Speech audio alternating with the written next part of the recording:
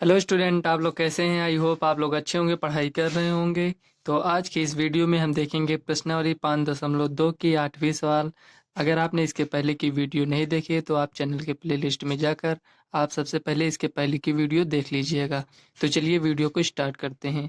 तो देखिए फ्रेंड्स, इसमें एक एपी में 50 पद हैं। मतलब कहने का मतलब जो यन का मान है 50 दिया है। मतलब टोटल जो पदों की संख्या है, जैसे इसके पहले की सवाल मान लीजिए, एग्जाम्पल ऐसे देख लीजिए। जैसे एक दो तीन ऐसे काउंट करेंगे तो इसमें देखिए ये 4 है। इसके आगे भी होगा, इसमें डॉट डॉट है। तो इसी तरह इसमें कह रहा है कि इसी तरह एक दो तीन ऐसे काउंट करेंगे तो इसमें 50 पद हैं टोटल। तो जिसका तीसरा पद 12 है, हमें तीसरा पद दिया है 12 और अंतिम पद 106 है। तो देखिए कुल कितने पद हैं? 50। और यहाँ अंतिम पद देखिए 106 दिया है। तो कहने का मतलब ये 50वां पद होगा 106। तो क्वेश्चन में कह रहा है इसका 29वां पद ज्ञात कीजिए। तो 29वां पद ज्ञात करने के लिए हमें क्या क्या पता होना चाहिए? हमें सबसे पहले प्रथम पद पता होना चाहिए कौन सा है, और इसका सार्वंतर पता होना चाहिए। तो चलिए इसी को हम पहले ज्ञात करेंगे, उसके बाद हम 29वां पद ज्ञात करेंगे। तो चलिए थोड़ा समझ लेते हैं कॉपी में। तो फ्रेंड्स देखिए, ये प्रश्नावली 5.2 की 8वीं सवाल है। तो सबसे पहले हम इसमें जो हमें दिया है उसे हम लिख लेंगे। यहाँ दिया है तो हमें क्या दिया है देखिए, हमें अंतिम पद दिया है। टोटल कितने पद थे? 50 पद थे। तो ये जो A50 है ये हमारे पास दिया है 106। कैसे पता चला कि ये मतलब यही ये जो 50वां पद है 106 होगा? उसमें कह रहा है क्वेश्चन में टोटल 50 पद हैं, तो जो अंतिम पद है वो 106 है। तो जो 50वां पद होगा तो वो 106 ही तो होगा ना। जैसे इसको हम काउंट करेंगे, जैसे एक दो तीन चार पाँच नौ 10, ये हो गया। जैसे हम इस तरह लिख लिए। अब इसको काउंट करेंगे, एक दो तीन चार पाँच छः सात। तो अंतिम पद क्या है? ये 7 है। तो A7 = 10 लिखते हैं। तो उसी तरह इसमें भी दिया है कि अंतिम पद, टोटल पदों की संख्या 50 है जिसमें अंतिम पद 106 है। तो अंतिम पद ये 50वां पद होगा। तो ये हमें दिया है। और हमें तीसरा पद दिया है A3 ये दिया है 12। अब जो हमें दिया है उसी की हेल्प से हम डी और ए दोनों का मान ज्ञात करेंगे। इसके पहले जो सवाल में हमने किए थे। तो देखिए A50 दिया है तो इसी का फार्मूला लगाएंगे यहाँ। तो यहाँ लिखिए हल। A50 इसका फार्मूला क्या है? A+n-1 ब्रेकर में टी। एन की जगह पर क्या लिखते हैं? ये जो 50 यहाँ लिखे हैं इसको यहाँ लिखते हैं। तो A50 का हमारे पास क्या है? 106 है। इक्वल टू ए हमें नहीं पता, ऐसे लिख लेंगे। प्लस एन की जगह पर 50 लिखेंगे, -1। डी का मान भी नहीं पता है, इसको ऐसे लिख लीजिए। अब देखिए ये 106 है इक्वल टू ए प्लस 50 में एक जाएगा तो 49 बचेगा।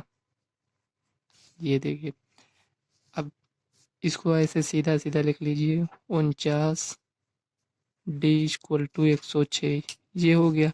ये समीकरण 1 हो गया। तो देखिए हमारे पास एक समीकरण ये मिल गया। और एक समीकरण और किससे मिलेगा? हमें ये जो A3 दिया है इससे हमें एक समीकरण मिल जाएगा। तो यहाँ लिखेंगे A3 equal to A plus N की जगह पर 3 - 1 डी, ये हो गया। A3 मतलब ये तीसरा पद हमें दिया है 12 इक्वल टू A+2D, ये आपका समीकरण 2 हो गया। अब देखिए ये समीकरण 1 है, ये समीकरण 2 है। तो इसमें लिखेंगे समीकरण 1 से समीकरण 2 को घटाने पर। इसको चाहे तो आप ऐसे लिखें, इसको इस तरह भी लिख सकते हैं। ये समीकरण 2 ही रहेगा, इसमें कुछ चेंज नहीं किए हैं। ये जो 12 इधर तब उधर कर दिए हैं बस। तो ये हो गया। अब देखिए यहाँ लिखेंगे समीकरण 1 से समीकरण 2 को घटाने पर।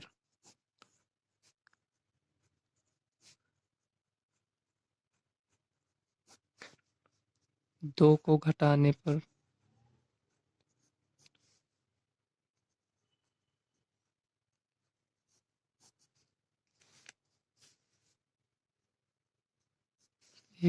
तो समीकरण 1 हमारे पास है, उसे हम लिख लेंगे।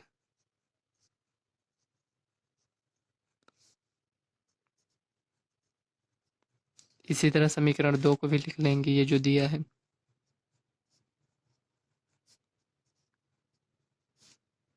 देखिए यहाँ प्लस है तो माइनस, प्लस है तो माइनस, यहाँ भी प्लस है तो माइनस। अब मान लो यहाँ पर माइनस होता तो यहाँ ये प्लस हो जाता। तो अब इस साइन से मतलब नहीं है, जो इसमें जो साइन लगा है, जैसे इसमें भी प्लस, इसमें भी प्लस, इसमें भी प्लस है, तो इस साइन से हमको नहीं मतलब है। अब इस साइन से मतलब है, तो देखिए ये प्लस है, ये माइनस है, ये कट जाएगा। अब देखिए ये 49 है, ये 2 है, तो 49 में से 2 जाएगा तो 47 हो जाएगा। डी उसी तरह वो नोट हो जाएगा। तो देखिए इक्वल टू, अब 106 में से ये 12 जाएगा तो आपके पास 94 आएगा। देखिए 6 में से 2 गया 4 और 10 में से 1 गया 9, 94 हो गया। अब इसमें से डी का मान ज्ञात करेंगे, तो 94 इधर गुणे में इधर आएगा भाग में, तो 47 को अगर 2 से गुणा करेंगे तो 94 आता है, तो 47 दूना 94। तो यहाँ हमारे पास देखिए डी का मान 2 आ गया है। अब ये जो डी का मान है, डी का मान आप चाहे समीकरण 1 में रख दीजिए चाहे 2 में। तो चलिए समीकरण 2 में रख देते हैं। तो यहाँ लिखेंगे डी का मान समीकरण 2 में रखने पर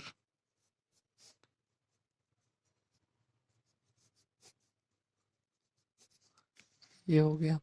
अब देखिए यहाँ समीकरण 2 हमारे पास है a plus 2d equal to 12। अब डी का मान यहाँ रख देंगे, a प्लस 2 गुणे 2 इक्वल टू 12, ये हो गया। देखिए a बराबर 12, इसको गुणा करेंगे तो 4 आएगा, ये प्लस में इधर जाएगा माइनस में हो जाएगा। तो a बराबर 12 में से 4 गया 8। अब देखिए हमारे पास ये प्रथम पद भी मिल गया और सार्वंतर भी मिल गया। तो इसमें जो हमें ज्ञात करना था, तो हमें क्या ज्ञात करना था, यहाँ देखिए,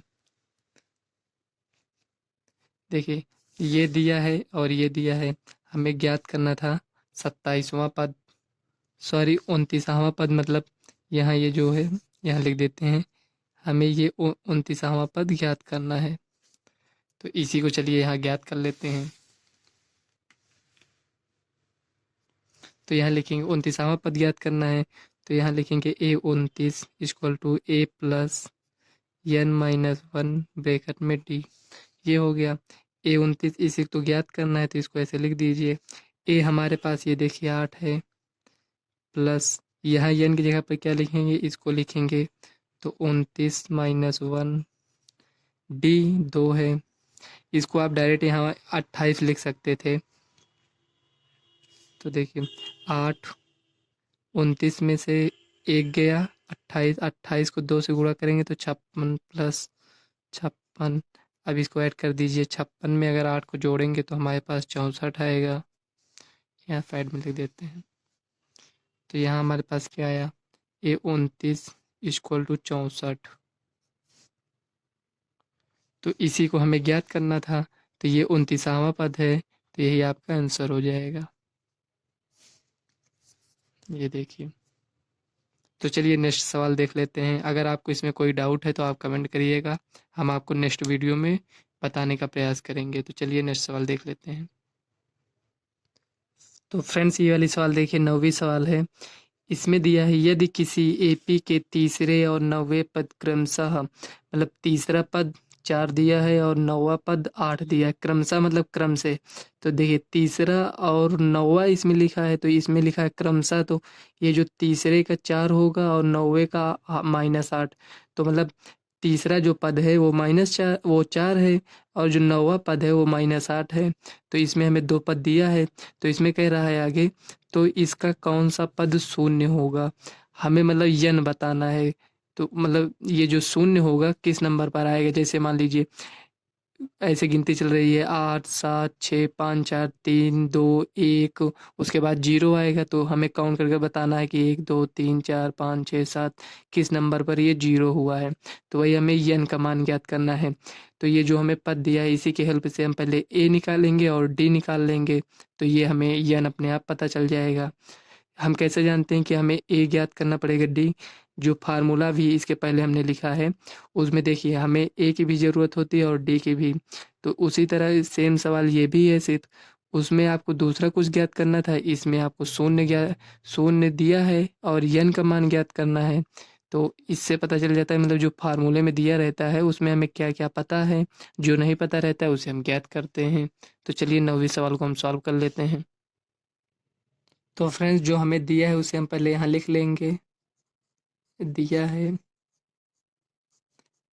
हमें, देखिए तीसरा पद और 9वां पद दिया है, तो तीसरा पद को A3 ऐसे लिखते हैं।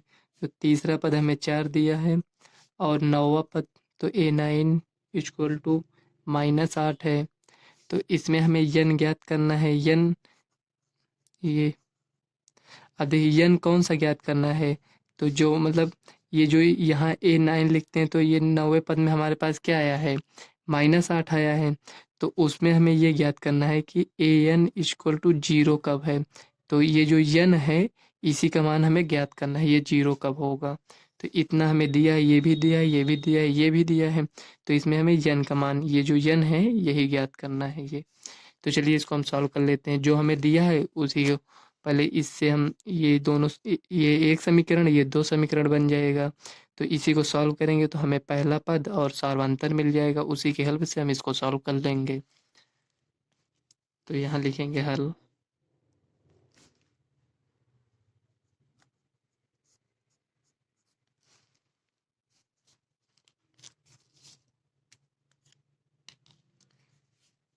देखिए A3 है तो इसी का फार्मूला लगाएंगे। तो AN बराबर A plus N minus 1 bracket में D। देखिए इस एक्सरसाइज में यही वाला फार्मूला आपको देखने को मिला होगा कि ये फार्मूला ज़्यादातर यूज हो रहा है। तो आपको इतने सवाल लगाने के बाद याद हो गया होगा। तो देखिए A3 equal to A plus 3 था, यहाँ 2 लिखेंगे, ये 2 है, D डायरेक्ट लिख दिए। अब देखिए A3 की वैल्यू देखिए 4 दिया है, इक्वल टू A हमें नहीं पता है, प्लस D भी नहीं पता है, तो इसको इसी तरह लिख लीजिए। इसको यहाँ लिखेंगे A प्लस 2D। ये आपका 2D इक्वल टू 4। ये आपका समीकरण 1 बन गया। अब देखिए ये समीकरण 1 बन गया, इसी प्रकार A9 का बना लेंगे, A प्लस 8D। ये हो गया, ये आपका समीकरण 2 हो गया। लेकिन देखिए ये इसकी वैल्यू हमें पता है तो यहाँ हम रख देंगे। तो A plus 8D equal to -8, ये आपका समीकरण 2 हो गया। इसको रहने देते हैं, ठीक। एक समीकरण ये मिला, एक समीकरण 2, इसी को हम सॉल्व कर लेंगे। यहाँ लिखेंगे समीकरण 1 से समीकरण 2 को घटाने पर, या समीकरण 2 से समीकरण 1 को घटाने पर, आप चाहे जो भी लिख सकते हैं। तो यहाँ लिखेंगे समीकरण 1 से समीकरण 2 को घटाने पर,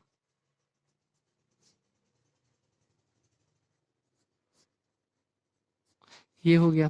अब देखिए समीकरण 1 है, जो यहाँ पहले लिखेंगे उसको हम यहाँ ऊपर लिखेंगे, मतलब सबसे पहले उसी को लिखते हैं। अगर यहाँ लिखते समीकरण 2 से समीकरण 1 को घटाने पर, तो सबसे पहले समीकरण 2 को लिखते हैं यहाँ पर, जो यहाँ लिखेंगे पहले उसी को यहाँ लिखेंगे, ठीक। अब देखिए समीकरण 1 लिख दिए, अब 2 को लिखेंगे 8D इक्वल टू -8। अब हमें माइनस करना है, तो ये प्लस है तो माइनस, ये प्लस है तो माइनस, ये माइनस है तो यहाँ प्लस हो जाएगा। अब इसी को सॉल्व कर लेंगे। देखिए ये प्लस है, ये माइनस है, ये कट जाएगा। ये प्लस है, ये माइनस है, तो 8 में से 2 गया 6, ये हो गया। बड़ी संख्या का साइन लगेगा, इक्वल टू 8 में से 4 या 4, बड़ी संख्या की देखिए, सॉरी, देखिए ये प्लस है, ये भी प्लस है, तो ये जुड़ जाएगा, तो 8 4 12, यहाँ लिखेंगे 12। अभी ये देखिए ये बड़ी संख्या का साइन है, तो इसी को लगाएंगे, यहाँ पर प्लस रहेगा, और ये माइनस में है तो डी का मान ज्ञात करेंगे, 12/-6। इसको काटेंगे तो -2 आएगा। तो यहाँ हमारे पास डी का मान आ गया -2। अब डी का मान समीकरण 1 में रख देंगे, लिखेंगे डी का मान समीकरण 1 में रखने पर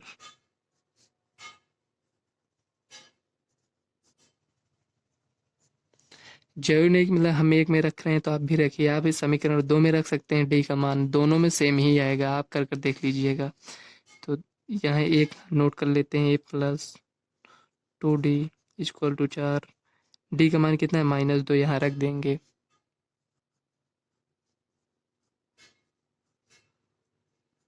इसको ब्रैकेट में लिखेंगे, नहीं तो ये देखिए 2 - 2 ये तो 0 हो जाएगा, क्योंकि इसमें ये गुणे में है तो ये भी गुणे में होना चाहिए। तो a-4 इक्वल टू 4, देखिए a इक्वल टू 4 + 4 8, ए का मान कितना है 8 है और डी का मान -2 है। तो हमें क्या ज्ञात करना था, यन का मान। तो देखिए ये जो यहाँ हमें दिया है एनवा पद, ये एनवा पद तो हमें दिया है, तो इसी को लिखेंगे, यहाँ लिखेंगे an इक्वल टू 0, ये दिया है, ये हो गया।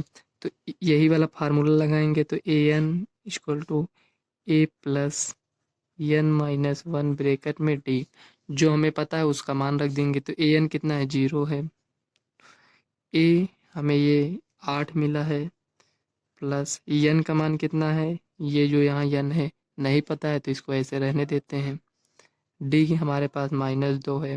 बस ये हो गया। अब इसी को आप सॉल्व कर लीजिए। देखिए ये 8 है, प्लस में इधर आएगा माइनस में हो जाएगा, तो -8 इक्वल टू n-1 ब्रैकेट में -2। अब देखिए ये दोनों गुणे में हैं, ये और ये दोनों आपस में गुणे में हैं, तो ये इधर जाएगा तो भाग में हो जाएगा। तो यहाँ चलिए सॉल्व कर देते हैं। तो देखिए n-1 इक्वल टू -8, ये जो -2 है इधर आएगा तो भाग में आएगा, तो -2 माइनस से माइनस कर गया, 2 चौक 8, ये हो गया। अब देखिए n-1 इक्वल टू 4 आया, अब ये माइनस में उधर जाएगा प्लस में हो जाएगा, तो n इक्वल टू 5। तो ये जो n बराबर 5 आया है इसी को हमें ज्ञात करना था। तो ये जो पांचवा पद होगा वो शून्य होगा, तो यही आपका आंसर हो गया। तो हम आशा करते हैं आपको ये सवाल समझ में आई होगी। तो चलिए नेक्स्ट सवाल देख लेते हैं।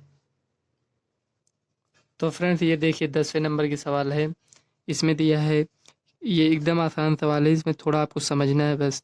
इसमें दिया किसी एपी का 17वां पद उसके 10वें पद से 7 अधिक है, इसका सारवांतर ज्ञात कीजिए। मतलब हमें डी ज्ञात करना है। तो इसमें ये जो क्वेश्चन में कह रहा है 17वां पद उसके 10वें पद से 7 अधिक है, तो सबसे पहले हम 17वां पद देख लेते हैं कौन सा है और 10वां पद कौन सा है। तो ये जो 7 अधिक लिखा है, तो कहने का मतलब इसमें ये हुआ कि दोनों का अंतर 7 होगा, क्योंकि ये अधिक है तो दोनों में से अगर घटाएंगे तो 7 ही तो बचेगा ना। तो इसका अंतर निकाल लेंगे, मतलब माइनस करेंगे दोनों पदों को, तो ये हमारे पास 7 मिल जाएगा। तो उसी को हम सॉल्व कर लेंगे, तो हमें सारवंतर मिल जाएगा। तो चलिए इसको सॉल्व कर लेते हैं। तो फ्रेंड्स क्वेश्चन में कह रहा है 17वां पद 10वें पद से 7 अधिक है। तो सबसे पहले हम ये जानने का प्रयास करेंगे कि 17वां पद है क्या। तो यहाँ लिखेंगे हल दिया है।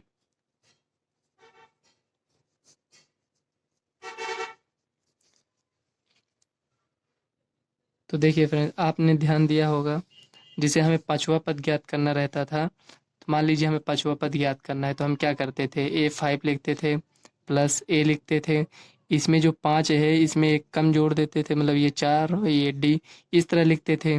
तो इसी तरह इसमें कह रहा है क्वेश्चन में 17वां पद, तो 17वां पद आपका कौन सा होगा, तो a प्लस 16d, यही तो होगा ना 17वां पद। तो ये हो गया।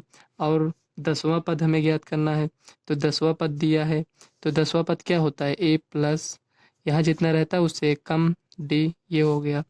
अब क्वेश्चन में कह रहा है कि दोनों का अंतर 7 है, अंतर उसमें नहीं दिया है, लेकिन आप समझ सकते हैं कि मतलब इसमें कह रहा है जो 17वां पद है 10वें पद से 7 अधिक है, तो कहने मतलब ये हुआ कि दोनों का अंतर होगा, दोनों पदों का अंतर 7 होगा, तो इसमें से हम माइनस कर देंगे। तो देखिए किसको हम पहले लिखेंगे, a10 को लिखेंगे या a17 को लिखेंगे।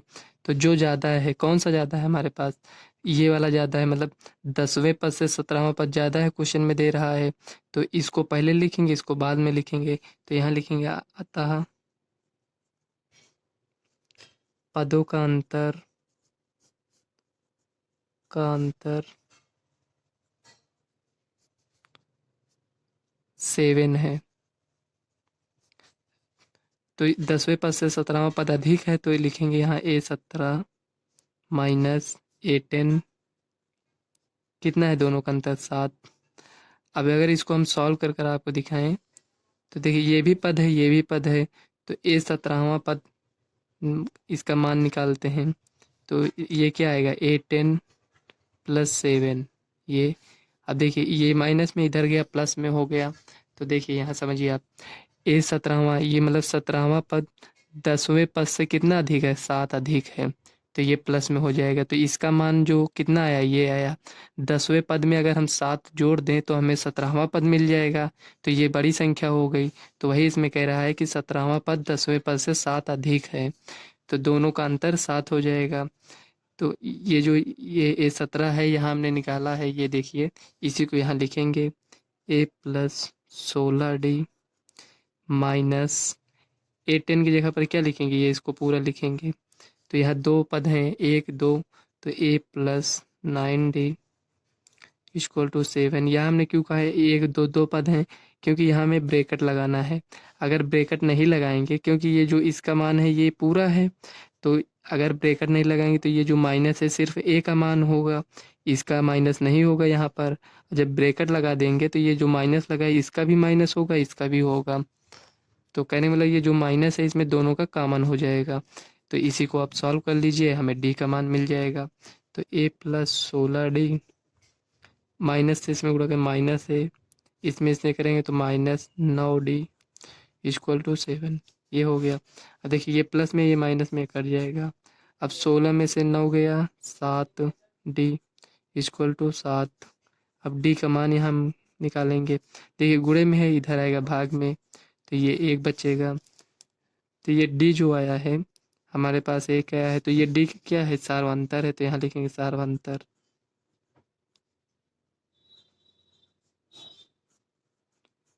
1 है। यही आपका आंसर है।